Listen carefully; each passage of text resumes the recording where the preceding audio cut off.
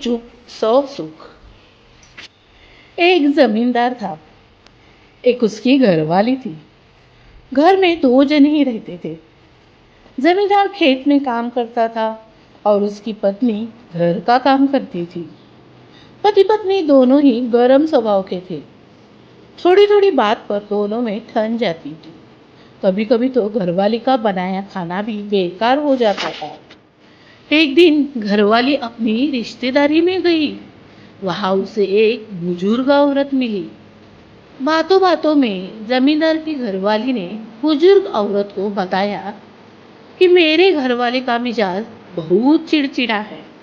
वे जब तब मेरे से लड़ते ही रहते हैं। कभी कभी तो हमारी बनी बनाई रसोई बेकार चली जाती है।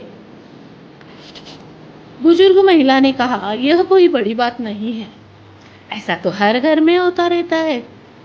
मेरे पास इसकी एक अचूक दवा है। जब भी कभी तेरा घरवाला तेरे साथ लड़े, तब तुम इस दवा को अपने मुंह में रख लेना। इससे तुम्हारा घरवाला अपने आप ही चुप हो जाएगा। बुजुर्ग महिला अपने घर अंदर गई, एक शीशी भरकर ले आई और उसे दे दी। जमींदार की घरवाली ने घर आकर दवा की परीक्षा करनी शुरू कर दी। जब भी जमींदार उससे लड़ता था, वह दवा मुंह में रख लेती थी। इससे काफी असर दिखाई दिया। लड़ना काफी कम हो गया था। यह देखकर वह काफी खुश हुई। वह खुशी खुशी बुजुर्ग महिला के पास गई और कहा, आपकी दवाई तो कारगर सिद्ध हुई है। आपने इसमें क्या क्या डाला है, जरा बता देना। मैं इसे घर में ही बना लूंगी। बार बार आना जाना मुश्किल हो जाता है। इस पर बुजुर्ग महिला ने जवाब दिया कि जो शीशी मैंने तुम्हें दी थी, उसमें शुद्ध जल के सिवाय कुछ भी नहीं था। तुम्हारी समस्या का हल तो तुम्हारे चुप रहने से हुई है।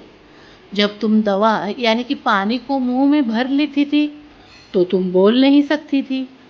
और तुम्हारी चुप्पी देखकर तुम्हारे घर वाले का भी क्रोध शांत हो जाता था। इसी को एक चुप सौ सुख कहते हैं। बुजुर्ग महिला ने जमींदार की घरवाली को सीख दी कि इस दवा को कभी भूलना मत, और अगर किसी को जरूरत पड़े तो आगे भी लेते रहना। जमींदार की घरवाली ने बुजुर्ग महिला की बात को गांठ बांध लिया और खुशी खुशी अपने घर वापस आ गई।